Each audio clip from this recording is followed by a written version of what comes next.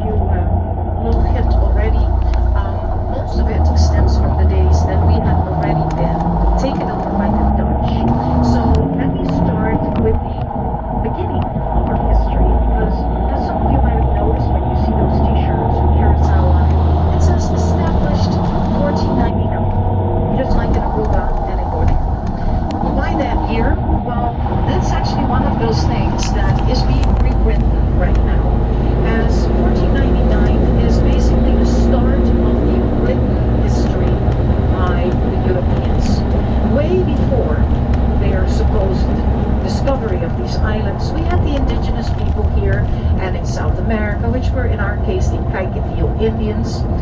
But also you had, we know that we've seen people from the African continent and even some Viking that came all this way prior to the Europeans that we call the colonizers. The Spanish were the first to colonize the region. Obviously, they were looking for gold and silver, and they were searching for the same thing here as well, which of course they didn't find. Otherwise, I would be speaking Spanish today. Let's be honest. If we had gold, we would be a Spanish island, just like many of our neighboring islands. So, in our case, what did they do with us? Well, they took us basically as somewhat of a like a buffer, because they were colonizing the whole of South America, which from us is only 40 miles away. And we are actually on the side of Venezuela right now. And when you think of the, what they were using us for, well, they were introducing animals and fruits and vegetables from Spain. And they would actually try to plant these, and then they would use us as like a food supermarket. People that were on their way to Spain, they could replenish their supplies before heading back home. The hospital that we're going to visit is also a former quarantine building where people would leave their ill people before setting sail to Spain. Now obviously you can now see on the left side the city center again without rain, and you can actually see your ship. And of course when you look to the right, you can see that it's raining over there. It's a good thing that's our last stop, so by the time we get there, hopefully the rain will have stopped. Because in order to go to the caves, we have to take you all the way to the right, which is the north coast. But first we're heading over here. The remainder part of the history, when we become Dutch, will come a little bit later on after we visit our museum. Because the museum is a collection of the times between the Dutch and the Spanish and the Dutch periods, and we'll pass by some interesting things before we get to the hospital or museum, as it is called now. Not taking you to the hospital. We want to avoid that. In 1946, they made it into a museum. The building itself was built in 1853. So it's been a museum for quite some time, and it was actually to, avoid people from just throwing away their stuff. That's one of those things. A lot of times when people think of, when you move to a smaller home or you move out of the country, a lot of the, people, they're like, okay, what should I do with my stuff? If it were a cold country, I would say, if this was Alaska, we would burn everything in our, like to make it warm in the house, but we don't need to do that. So a lot of people started donating to the museum, and the people that opened the museum were all into culture, into history. So they just made a foundation, and then they said, okay, we're going to make this into a museum. So that's pretty nice.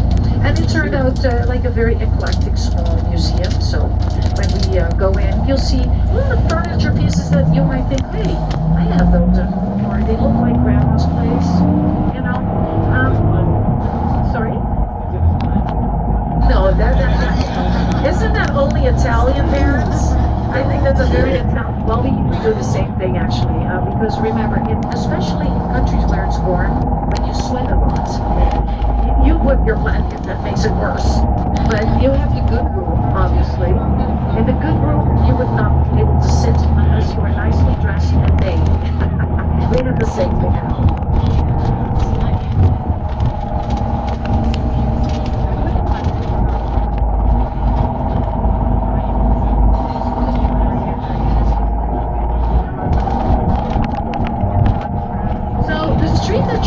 Driving through now, I must tell you, this was the street that my birthhouse stood in.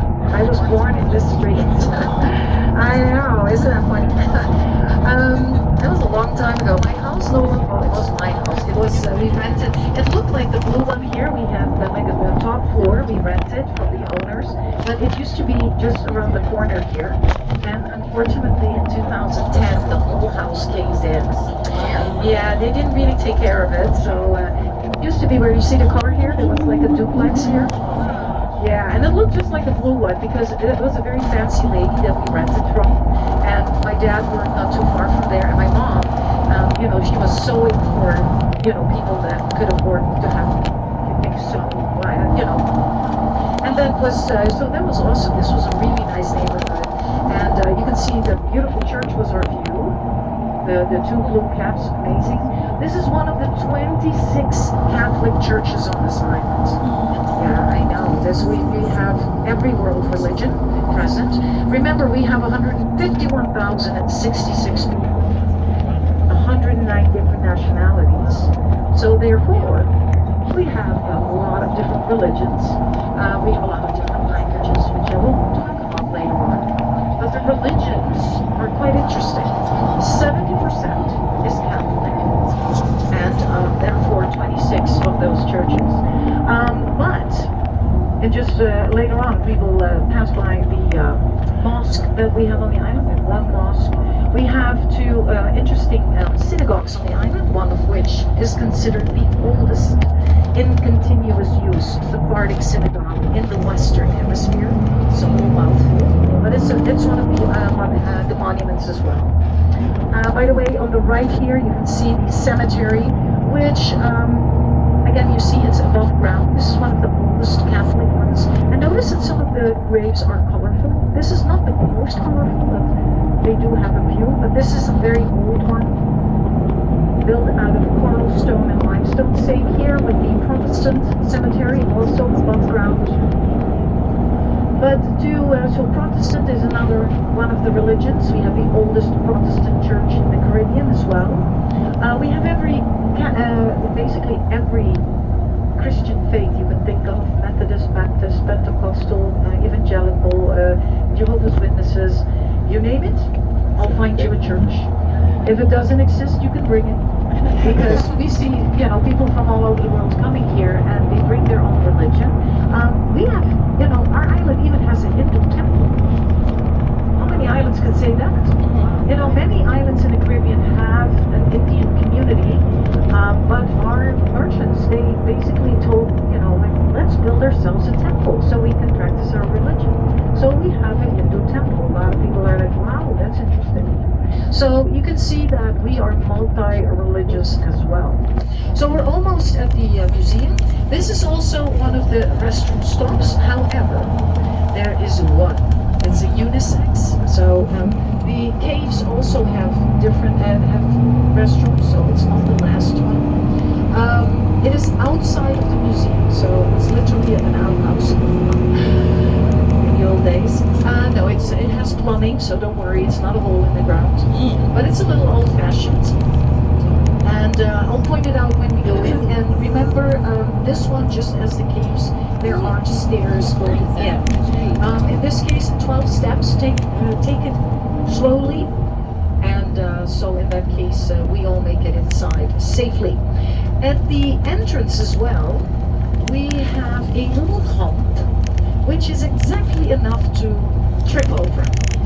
And I speak from experience. So that is when we go in over here. There's like this little piece here. So take your right